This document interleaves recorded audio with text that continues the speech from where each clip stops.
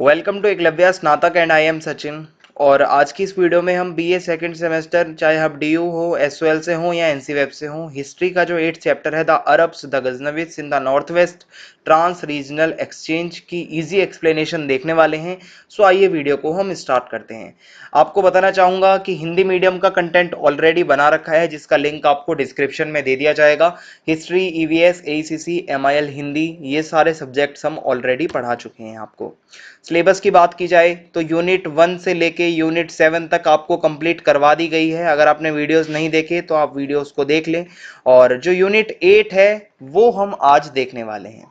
आपकी कोई भी क्वेरी हो तो इंस्टाग्राम पे आप मुझे मैसेज कर सकते हैं। मेरा यूजर नेम आपके स्क्रीन के सामने लिखा हुआ है। और अगर आप हमारे टेलीग्राम चैनल को ज्वाइन करना चाहते हैं तो एकलव्या स्नातक 1 सर्च मार के आप चैनल को ज्वाइन कर सकते हैं।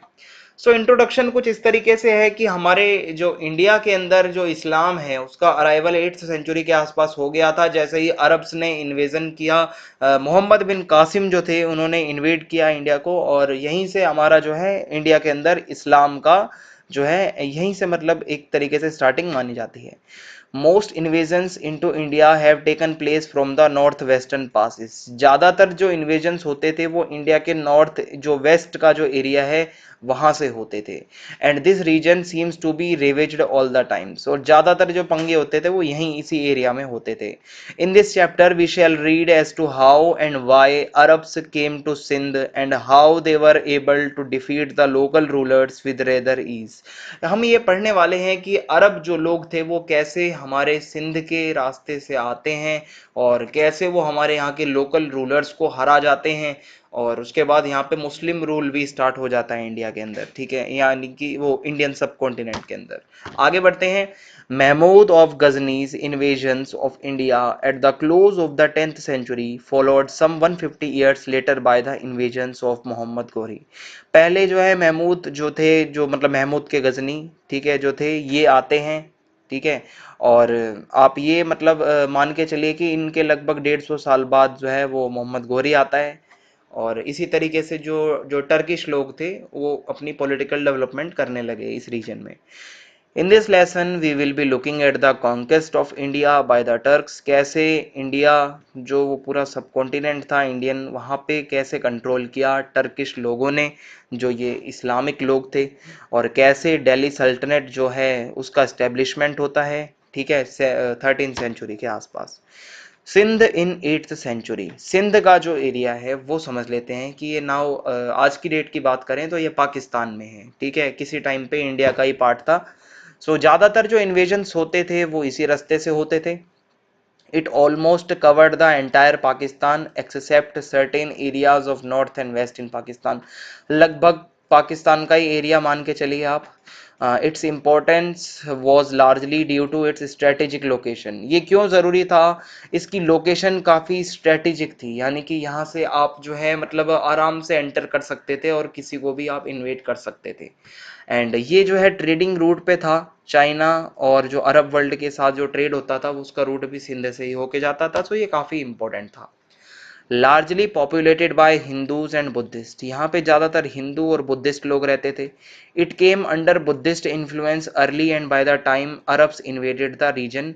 ठीक है, ज़्यादातर यहाँ पे बुद्धिस्ट लोगों का इन्फ्लुएंस था जिस टाइम पे अरब्स ने यहाँ पे इन्वेड किया। Were largely Buddhist including the much of the ruling class. ठीक है, ज़्यादातर यहाँ पे बुद्धिस्ट ही थे। सोर्सेस की अगर हम बात करते हैं, कहाँ से हमें पता चलता है? One source that gives us very authentic but brief account of Arab invasion is Futuh of बालाधुरी। ठीक है, ये इंफॉर्मेशन हमें मिलती है, बट इंफॉर्मेशन इन डिटेल्स दो little verbose comes from Chachnama by an unknown author who was almost a contemporary and given an accurate account of the events from the period of the Sindh ruler Chach to the Arab invasion। Sindh के ruler थे चच, और एक ऐसे ही book है चचनामा जिसके author के बारे में अभी तक पता नहीं है, वो भी हमें अरब इन्वेजन्स के बारे में डिटेल देते हैं। Written in Arabic and later translated in Persian early in 13th century. ठीक है, फिर है Sindh before Arab conquest. Arabs के आने से पहले का सिंध कैसा था? Sindh was part of larger Indian panorama and culturally fully integrated in various Indian empires from Mauryan onwards, but also was eyed by Persians and Greeks for its strategic location for trading and potential to benefit from the trades.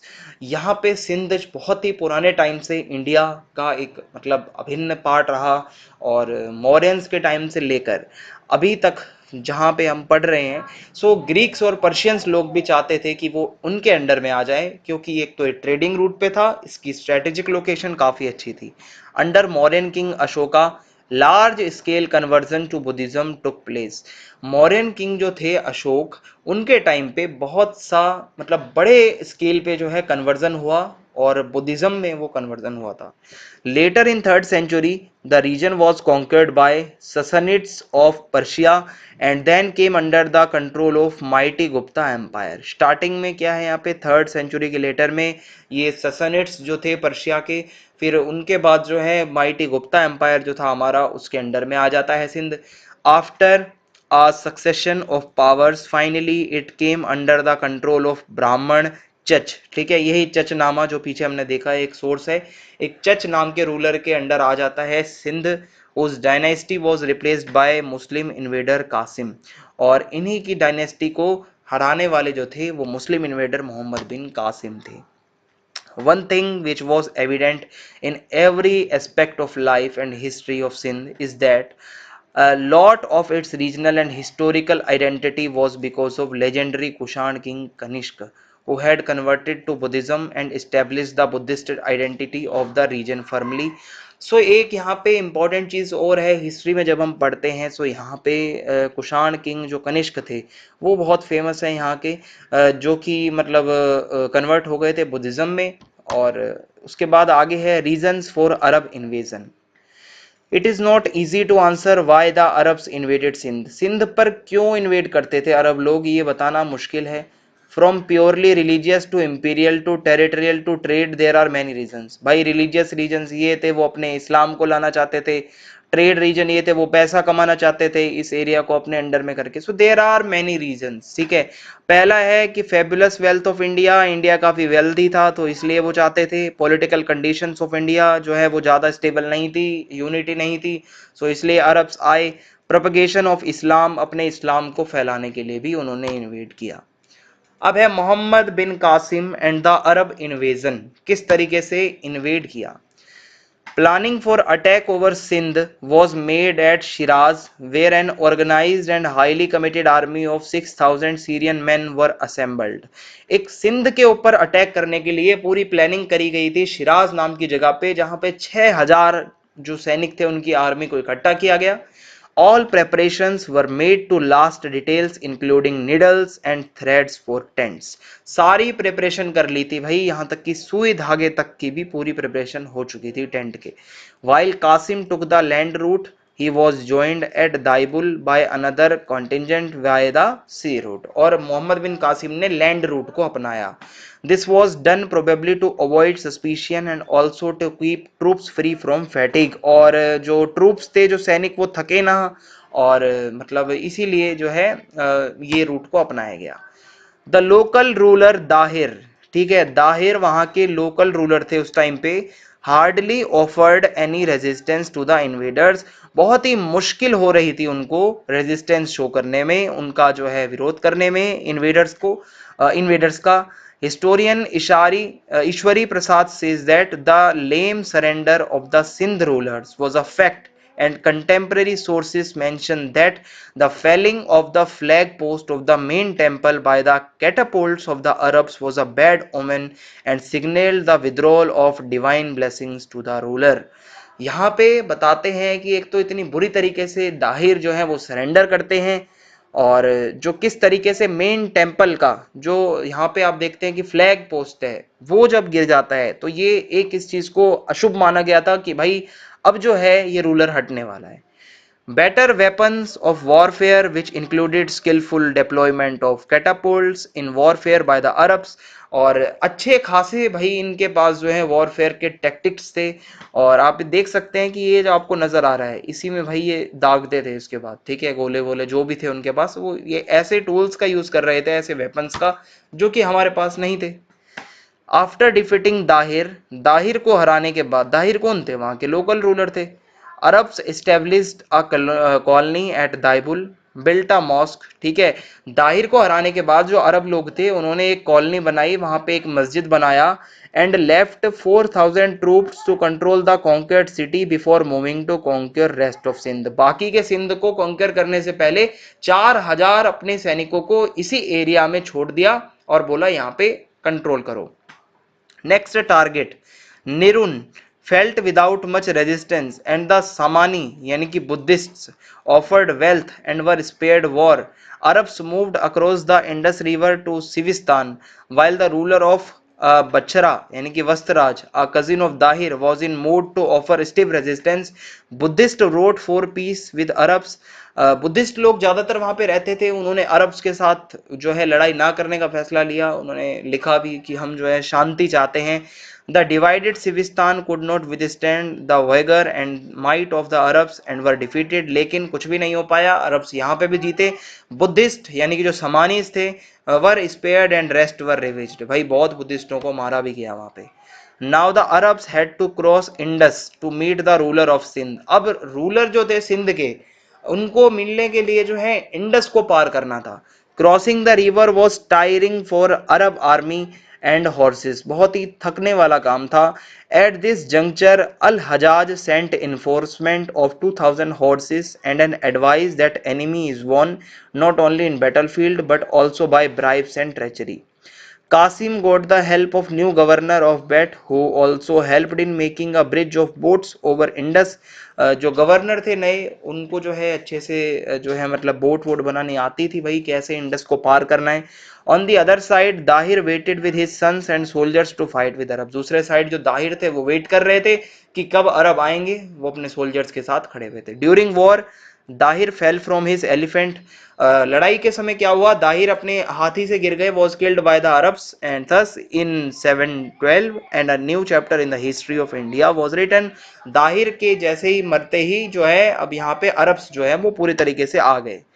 It should be kept in mind that the policies and strategies of the invaders were always aimed towards victory। ठीक है। अल हजाज often advised Qasim not to be liberal while Aman sparing of life, but had advised his generals to grant Aman if the enemy had not shown any resistance and had agreed to accept Islam or pay जजिया। देखिए यहाँ पे ये कह दिया गया कि जितने भी वहां पे नॉन मुस्लिम लोग हैं या तो वो इस्लाम को एक्सेप्ट करें, और आपको उसके अलावा कोई किसी तरीके की किसी के ऊपर दया नहीं दिखानी, ठीक है। इस्लाम को एक्सेप्ट करो या फिर आप जजिया टैक्स दो, ठीक है। और अगर आप मतलब जजिया टैक्स भी नहीं दे रहे, इस्लाम भी नहीं एक्सेप्ट कर रहे, तो आपको मार दिया जाएगा, ठीक है, ऐसा चलता था। Arabs killed in the thousands and did not spare anyone who came in their way। Arabs ने हजारों लोगों को मारा, उनके रास्ते में आने वाले कोई भी नहीं बचे। The survival of Hinduism in Sindh and almost total disappearance of Buddhism gives us reasons to believe that the two sections of society were treated differently by the invading Arabs. ठीक है।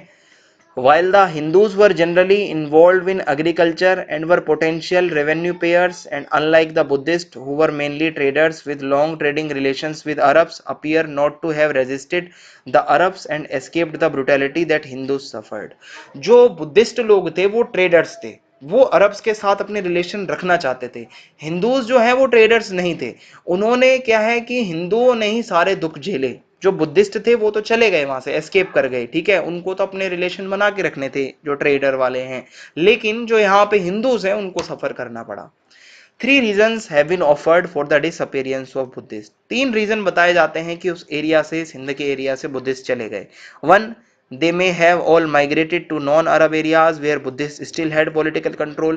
या तो वो ऐसी जगह चले गए जहां पे अरब्स नहीं थे और बुद्धिस्टों का दबदबा था। Secondly, they may have assimilated themselves with the hindus as had happened in the rest of india। और थर्ड है कि दे मे हैव वॉलेंटरली और फोर्सिबली कन्वर्टेड टू इस्लाम। ये भी एक डिसअपेरेंस का रीजन हो सकता है कि क्या पता वो इस्लाम में कन्वर्टेड हो गए हो जो बुद्धिस्ट थे वहां के। ठीक है, आगे बढ़ते हैं अब हम। So trans regional exchange. The end of the 9th century saw the disintegration of the powerful empire of Abbasid Caliphate। 9th century के एंड में पता चलता है कि जो अब्बासी जो खलीफा था उसका एम्पायर खत्म हो रहा था। This gave way to the emergence of a series of aggressive and expansionist states. और ऐसे में बहुत से ऐसे रूलर्स थे जो एक्सपेंशन करना चाहते थे, which were independent for all practical purposes, although they accepted the nominal suzerainty of the caliph, who legitimized their position by granting them a formal letter of recognition or मंशूर। खलीफा को अभी भी ये लोग मानते थे कि भाई लेजिटिमेटेड उनकी जो पोजीशन है वो खलीफा लिख के देंगे फॉर्मल लेटर में कि हाँ भाई ऐसे ऐसे, बस नाम के थे खलीफा उस time. The rulers of these new states were mostly Turks and were called sultans. और अब जो ये एरिया के अंदर ज्यादातर रूलर थे वो टर्किस थे और उनको सुल्तान कहा जाता था। सुल्तान मोहम्मद गौरी, ठीक है, और महमूद और सुल्तान महमूद गजनवी, इस तरीके से इनके नाम थे। द टर्क्स वर नोमैड्स, यानी कि एक जगह से दूसरी जगह घूमते रहते थे। वो were the product of the desert and steppe that encircled Central Asia extending north and east of Transoxiana called Mawar un Nahr, यानी कि land across the Oxus the fertile region carved out by the rivers Oxus and Jaxartes. ठीक है, the two most important rivers of Central Asia. Central Asia में Turkish लोग emergence कर रहे थे, ये ज्यादातर नोमैड्स थे और ये डेजर्ट्स वगैरह में रहे थे, इनको सब पता था। ठीक है, इस तरीके से ये चल रहा था। Since the 8th century they had been infiltrating into the region of Transoxiana. The steppy background of the Turkish nomads had made them natural and formidable warriors। अब ये जो थे भाई नोमैड्स थे, ये डेजर्ट में भी रहे थे, ये स्टेपी एरियाज में भी रहे थे, तो ये इनके लिए नेचुरल जगह थी रहने के लिए, एक अच्छे वॉरियर बन सकते थे यहाँ के। Giving them exceptional skills of horsemanship, भाई घुड़सवारी बहुत अच्छी आती थी, आर्चरी अच्छी थी, भाई तीरंदाजी मस्त करते थे। Some were made slaves, palace guards and were converted to Islam. ठीक है, this gave them a distinct identity. The Turkish military commanders assimilated the Iranian language and culture which was dominant in the region. अब Turkish culture आ गया था। Thus the Turkish immigrants became Islamized and Persianized at the same time. These Islamist Turks later fought the Turkish tribes which had not yet converted to Islam। और यही Turkish लोगों ने जो और भी ट्राइब्स थी उनको भी इस्लाम में कन्वर्जन करने के लिए प्रेशराइज किया एंड लेटर ये इंडिया की तरफ बढ़े आगे।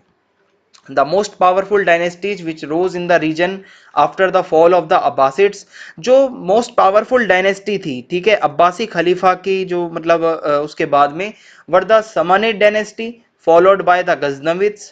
ठीक है, the Ghaznavids were displaced by the Seljukids, ठीक है, सेल्जुक सुल्तान भी कहते हैं इन्हें, and then by the Khwarizmi empire which in turn was destroyed by the Mongol chief Genghis Khan. ठीक है, in the 13th century these empires fought each other, ये आपस में लड़ते रहते थे, and tried to subordinate smaller kingdoms in the region just like Rajput rulers of north India.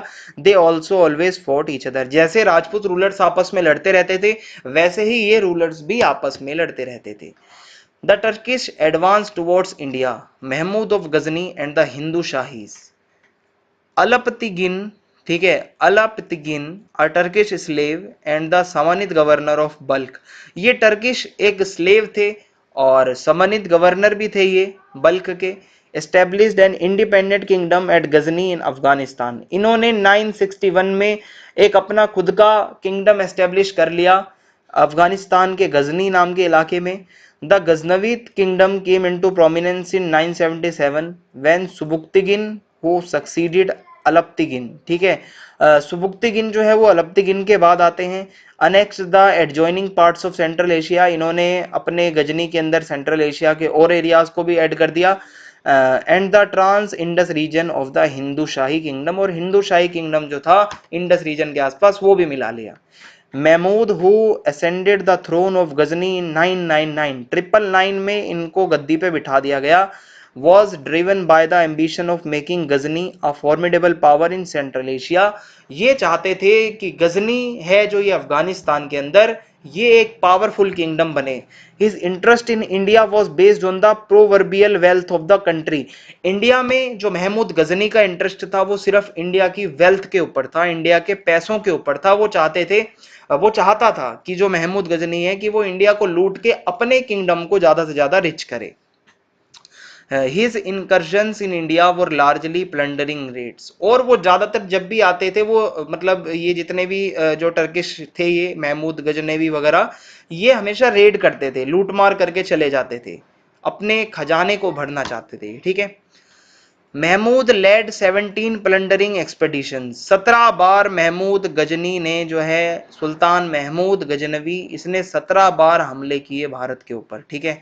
After his initial raids against the frontier outpost, he won his first great victory in 1001 against the Hindu Shahis। पहली जो है इनकी great victory जो है वो हुई 1001 में Hindu Shahi rulers के against, defeating their ruler Jaipal. Jaipal नाम का रूलर था, उसको हराया इन्होंने।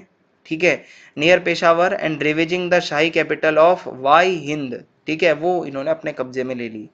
Despite this setback, the Shahis continued to pose a serious obstacle to Mahmud's further advances into India।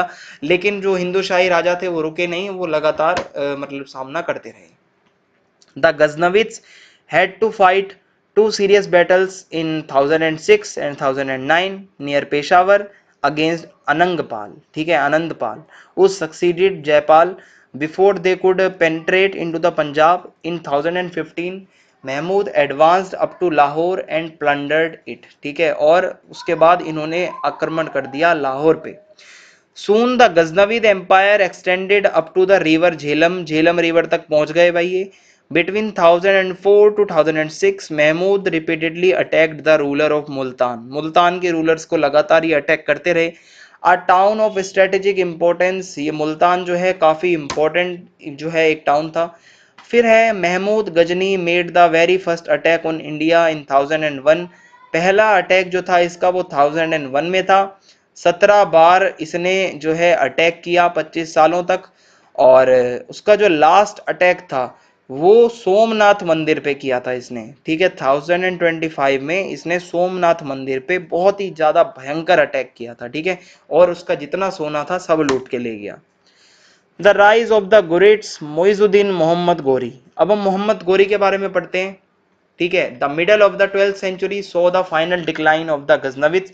अब जब ये गजनविद जो एक पूरा एम्पायर, जो ये एम्पायर था, इसका डिक्लाइन होने के बाद में अब जो है वो गौर का जो एम्पायर है वो शुरू होता है। ठीक है, Mohammad Ghori. Small isolated area. ठीक है, जो घुर नाम का ये जो एरिया है ये आइसोलेटेड है, काफी दूर दराज का इलाका था नॉर्थ वेस्ट अफगानिस्तान में। इन 1173 मोइजुद्दीन मोहम्मद यानी कि मोहम्मद गौरी जो है वो गजनी की गद्दी पे बैठे। ठीक है। He against all his energies for a planned conquest of India. पूरा प्लान बना के बैठा था भाई ये कि ये इंडिया पे अटैक करेगा और सिर्फ लूट मार और रेड नहीं करेगा, इंडिया में किंगडम पूरा का पूरा एस्टेब्लिश करना चाहता था। द बैटल ऑफ टराइन, ये आपने सुना होगा, पृथ्वीराज चौहान के जितने जो दो बैटल हुए मोहम्मद गौरी के साथ वही आपको पढ़ना है।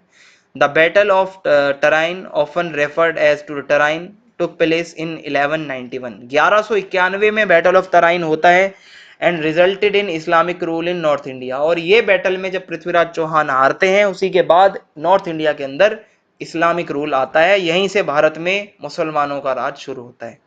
मुइजुद्दीन अल मोहम्मद इब्न, ठीक है, या आप ये समझ लो शॉर्ट में इसका नाम Mohammad Ghori, and Prithviraj third the Chauhan Rajput ruler. ठीक है, पृथ्वीराज चौहान जो थे वो राजपूत रूलर थे अजमेर के, एंड दिल्ली पे भी इन्होंने रूल किया था।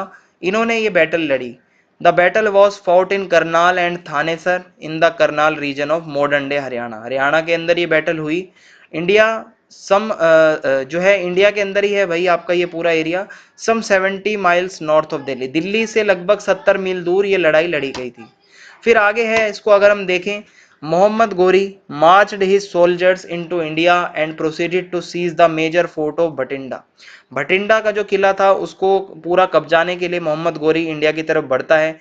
The loss of Bathinda provoked a reaction from the Delhi army. और जब वो उसका एक नुकसान होता है भटिंडा के फोर्ट का, जब चला जाता है हाथ से हमारे यहाँ से, तो अब इसकी खबर जब पहुंचती है पृथ्वीराज चौहान तक, तो वो अपने अलाइज के साथ, अपने सेना के साथ, अपनी आर्मी लेके पहुंचते हैं मोहम्मद गोरी के पास।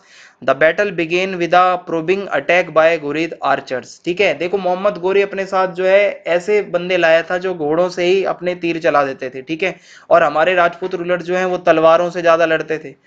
लेकिन फिर भी क्या है, पृथ्वीराज चौहान ने अटैक किया और अच्छे से पूरा मतलब कंट्रोल करके हरा दिया था उसको, मोहम्मद गोरी को, इस वॉर के अंदर।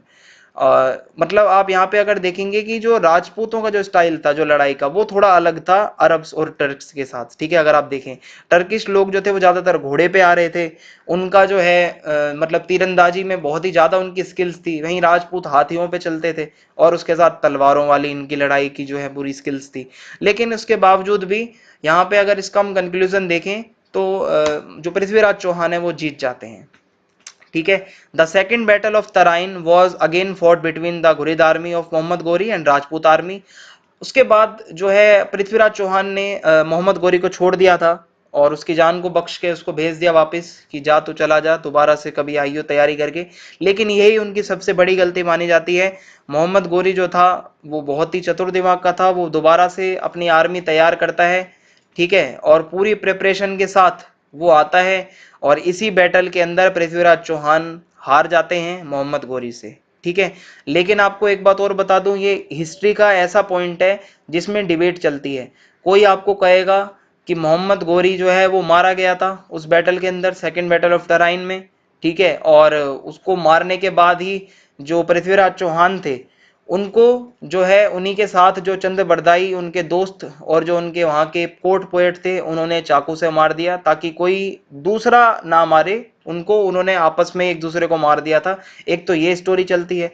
तो दूसरी स्टोरी ये है कि पृथ्वीराज चौहान हार गए थे मोहम्मद गोरी से और मोहम्मद गोरी लगातार उसके बाद भी रूल करता रहा आसपास के एरियाज में। इसके ऊपर हम कोई भी एक्सप्लेनेशन नहीं दे सकते कि इसमें क्या हुआ था। ठीक है, ये डिबेट का पॉइंट है। आगे देखते हैं कि यही सब इसमें बताया गया है कि पूरे प्लान और स्ट्रेटेजी के साथ ये बैटल ऑफ तराइन सेकंड हुआ था और सेकंड में जो है हार जाते हैं। और उसके बाद ऐसा माना जाता है कि पृथ्वीराज चौहान को ले जाया जाता है कैदी बनाकर, और वहां पे मोहम्मद गोरी ने जो है उनकी आंखें तक भी पिघला, मतलब उसमें पिघला हुआ सरिया डाल के उनकी आंखें तक भी पूरी मतलब खत्म कर दी थी। और इस तरीके से सब चलता है और उसके बाद पृथ्वीराज चौहान ने बाण चलाया था। और ये सब जो है हमें सुनने को मिलता है हिस्ट्री में, लेकिन अब इसकी सच्चाई क्या है ये अभी तक कोई इस पे एक्सप्लेनेशन नहीं है। फिर आगे है Turkish expansion into the upper Gangetic valley.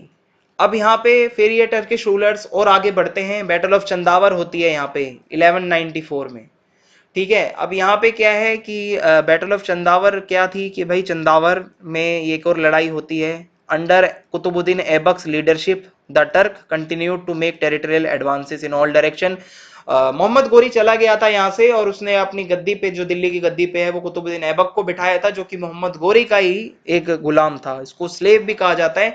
वहीं से हमारी स्लेव डायनेस्टी स्टार्ट होती है इंडिया के अंदर। ठीक है, और दिल्ली सल्तनत की जो स्टार्टिंग है वो कुतुबुद्दीन ऐबक से होती है। और कुतुबुद्दीन ऐबक कौन था? वो मोहम्मद गोरी का ही एक स्लेव था। ठीक है, मोहम्मद गोरी भी किसी का स्लेव था। ये पूरा स्लेव्स का ही सिस्टम चलता था। और कुतुबुद्दीन ऐबक ने यमुना को भी क्रॉस करके और लगभग आसपास मेरठ वेरठ बुलंदशहर हर जगह जो है मतलब इन्होंने अपने अंडर ले लिया। और कुतुबुद्दीन ऐबक ऑक्यूपाइड दिल्ली इन 1193, 1193 में जो है दिल्ली आ गई थी कुतुबुद्दीन ऐबक के कंट्रोल में, आ क्या गई थी इसको देखे गया था मोहम्मद गोरी। और इसी तरीके से फिर आगे ये कैप्चर करता रहा अपने आसपास के एरियाज को। और फिर क्या होता है आगे, यही जो मोहम्मद गोरी वगैरह ये जो है माना जाता है कि इनकी लड़ाई होती है जयचंद के साथ में। ठीक है, बैटल ऑफ चंदावर में, और जयचंद हार जाता है। और ये सब मतलब चलता है यहाँ पे। ठीक है, और अब टर्किश भी आ गए हैं इंडिया के अंदर आसपास, जो है ये अपने जो ले रहे थे भाई, जो भी मतलब प्रोविंसेस होते थे उसको अपने में कॉन्कर करते जा रहे थे और एनेक्स करते जा रहे थे, और यही सिलसिला चलता रहा। फिर आपको उसके बाद पता ही है मुगल्स आए और इसी तरीके से ये इस्लामिक रूलर आते रहे। अब ये टर्किश लोग जो थे, जो इस्लामिस्ट थे, इनका सक्सेस होने का क्या रीजन था? राजपूत क्यों फेल हो गए? पहला तो ये रीजन था कि एक सेंट्रल अथॉरिटी नहीं थी पावरफुल। सारे राजपूत रूलर्स आपस में लड़ते रहते थे, हर कोई अपने अलग अलग राज्य को अपना मतलब पूरा एक देश ही मान के बैठा हुआ था कि मेरा तो बस इतना मेरी टेरिटरी इतनी है, मैं तो इसी को बचाऊंगा। एक सेंट्रल जो, तो जैसे आज के टाइम पे हमारा इंडिया है, हम पूरे एक सेंट्रल हैं, हम एक स्टेट पे कोई कुछ करेगा तो सारे आ जाएंगे, लेकिन उस टाइम पे ऐसा नहीं होता था। अब जो राजपूत रूलर्स थे उनकी यूनिटी नहीं थी आपस में। फिर एक और दिक्कत ये थी कि जो वहां पे सामंतवाद चलता था, जो सामंत लोग होते थे, जो रूलर्स के जो सोल्जर्स होते थे वो सामंतों की ज्यादा सुनते थे, लॉयल ज्यादा वो सामंतों के लिए होते थे, ना कि किंग के आगे। फिर है कि टर्किश जो आर्चर्स होते थे, यानी कि जो तीरंदाजी करने की जो उनकी कला थी वो बहुत तकड़ी थी, और उसके साथ साथ हॉर्स के ऊपर वो भाई बहुत अच्छा मतलब वॉरफेयर में रहते थे।